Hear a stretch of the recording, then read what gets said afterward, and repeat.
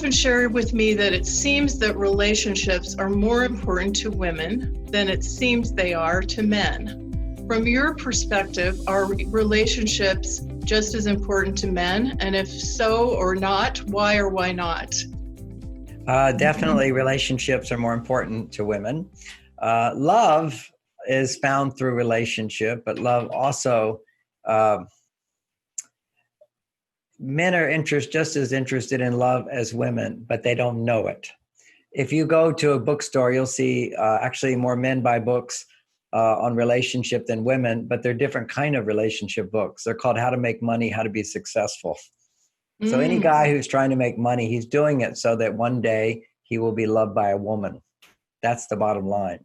So men are driven by love just as much, but they don't see their relationship skills as the way to have more love. They see buying a house, buying a car, having a good job, making money as the way to get love. And then you're in a relationship to get that love. Whereas women particularly see relationship as the means to get love, because the truth is men don't care that much how much money you make. Okay, you do. As a woman. So women are looking for men who can provide for them in some way, and men are looking for women who will appreciate what they can provide. That's the bottom line. Now, this is not just me talking. We can say, oh, that's socialization, and that is socialization without a doubt. But it's based on biology. The biology of success is you produce the hormone testosterone when you feel, I can do it myself. I'm successful. And for both men and women, testosterone gets produced. But men only bond with women when their testosterone goes up in her presence. Women do not bond with men when your testosterone goes up in his presence. Women bond when their estrogen goes up, and men bond with women when their estrogen goes up. And estrogen is produced through relationship, always through relationship, where you are interdependent on somebody. So when you depend on someone for something and they provide that for you, your estrogen goes up. So it's very hard for a woman who's independent to feel enough estrogen to fall in love with a man. She recognizes I need relationship, and I'll put it on a two-tier level. The question is about, do women value relationship more than men? Yes. And do women need love more than men? No, we both need love. But women are aware of their need for love and not so much walking around being aware of their need for sex. Whereas men walk around feeling their need for sex, and it's through sex that he actually feels love and gets the love he needs, although he doesn't know that. Same thing for women when they say, oh, I need love. They don't know that they need love so they can feel sexual. It's sexuality is where you bring God into your body. It's divinity, it's ecstasy. But women don't go around with a longing for sex, generally speaking. We're talking majority.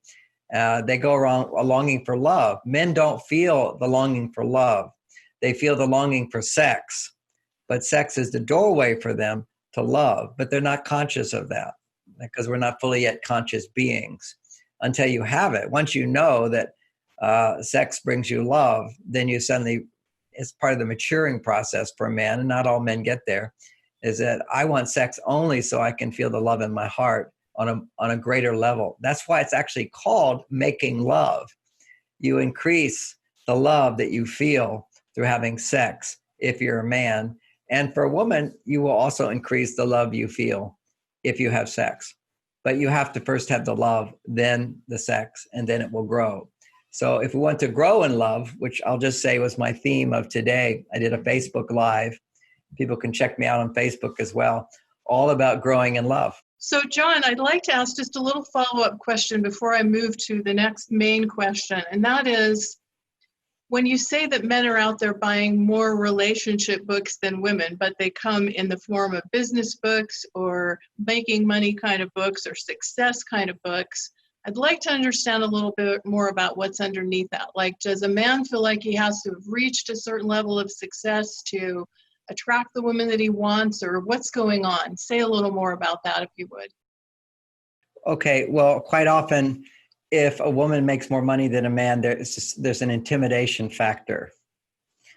He wants to feel that he has something of value to offer her. And you feel that you have more confidence that you have something to value, offer her if you are successful, if you make a lot of money, if you've got a good job, if you've got a home. We're very much aware that these are important to women. And so if we don't have confidence in ourselves that we can provide something of value to her, we just don't even bother. And we certainly don't want to be in a committed relationship.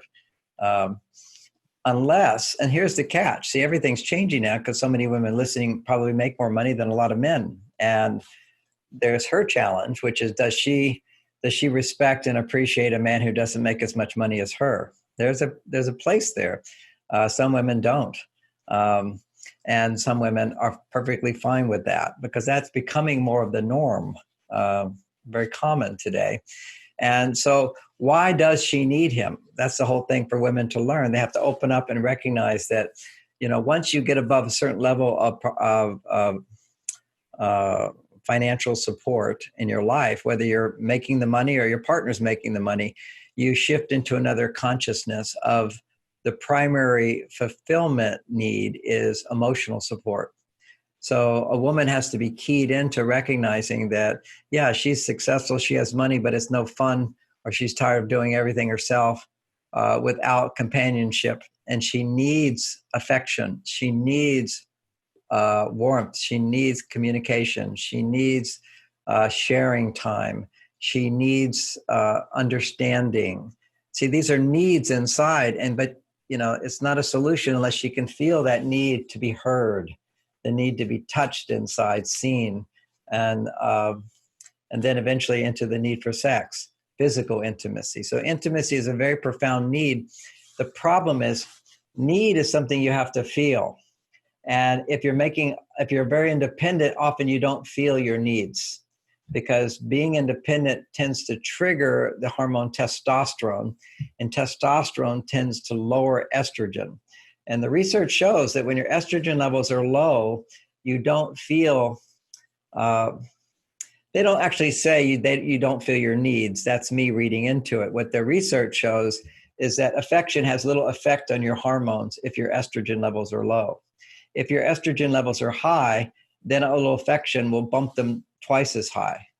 So it's literally, you've got to prime the pump first to get your estrogen up to where then a man's romantic gestures have a big impact on you. So if your estrogen levels are low, you can't fall in love. And when you fall in love, I bring her those beautiful flowers behind you. She blooms, she will go, oh, these beautiful flowers. But if your estrogen is low and someone brings you flowers, you go, so what? I can buy my own flowers. She's reacting then like a man, a testosterone man. So there's certain sensitivities that you become aware of as your estrogen levels start to rise that aren't there. And that sensitivity is feeling I need support.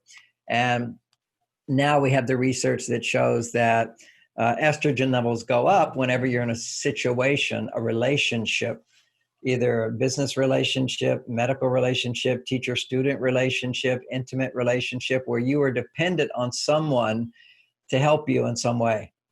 So, for a lot of very independent women, help is, I don't need any help. I can do it myself. Well, why would I need help? Yeah, you need help on an emotional level to feel safe. Okay, so you can feel safe. You can make money. You can hire guards. You can take judo classes. Basically, you have policemen around. So what do we need a man for? For women, we need a man to feel emotionally safe. Okay, so that's the safety to express who you are, to be your authentic self, and know that someone will love you the way you are. Now, that in itself is an unrealistic ideal that somebody's going to just love you just the way you are if you don't edit yourself. Editing yourself doesn't mean you can't be authentic. It means expressing yourself in a way where a man can hear you. And I presume that your questions that we'll continue to look at will get into that. It's how to communicate so men will listen, as opposed to how to communicate so that men will lose interest in you or get defensive or become angry. What do you do at those times? You can sabotage a relationship or you can nourish the relationship. Yeah. Some of my questions are centered around that. I just want to make one comment to put the exclamation point of what you just said there, John. I think sometimes when women hear this word need and being in touch with their needs, I agree with you. That's so important, because how can we expect a man to like read our minds? We can't. It's not going to work. But a lot of women, I think, hear that as neediness, and I just want to say there's a big distinction, right? There's a big distinction, and you framed it, which is true, which is what you said. But a bigger part of this is for the woman to discover within herself these needs and to feel them. To access your loneliness is not a friendly feeling. I'd rather be busy. To access a feeling, why doesn't anybody love me? That's called feeling unworthy. You can go, but look, I'm so beautiful. Look what I can do. Look what I've accomplished. Of course I'm worthy. But inside, there's a deep feeling inside there, often a feeling inadequate, unworthy, afraid, vulnerable, that we don't want to access, because on the other side of that feeling, and it's not that you are unworthy or inadequate, but on the other side of that feeling is I need love. And if I'm not getting love, it's too painful to feel that need for love, and we push it down. But the mind does all kinds of says, well, why don't you get love? What's wrong with you? And so forth. Well, we push that down. So a lot of this is work that women have to do on themselves to explore vulnerability. And well, we might just say they're non-reasonable emotions, okay? They're non-rational emotions. They're what Freud says is they're irrational. Basically, all negative emotions, to a great extent, are irrational. You know, the world's a great place. We're wonderful people, you know, and you can feel I need love and feel confident I'm going to get it and be happy that, oh, I need love and look at all the opportunities. Or you could be in a fight or flight response. I need love and there's no one at my age that wants me. I'm too old, or I can't find the right guy, or all the good guys are taken. That's your brain going into a bias of fear, looking at pessimism. And you can see this in the brain. They can see brain scans. When you're being pessimistic, it goes to the right part of the brain up here. And when you're being optimistic, it's going to the left side of your brain, which is, you know, right up here. You'll see blood flow when you think, oh, I can have, oh, look at that. That's a possibility. That's a possibility. That's a possibility. Or this part of the brain, oh, that's not a possibility. And generally speaking, it's when you're living in this bias that you can't have it. And these are deep-seated beliefs inside of ourselves that maybe we're not aware of. And they keep us from feeling I need love and feeling I need a man. And, you know, the way the culture is today, it was so easy in the past to go, I need a man because I don't have a job. I got babies. So I needed a man. But now I got a job. I can make money and I don't have babies anymore. So why do I need a man? You need love, and a man can provide that love. But you also then need to know skills to get it, because men don't know how to do it.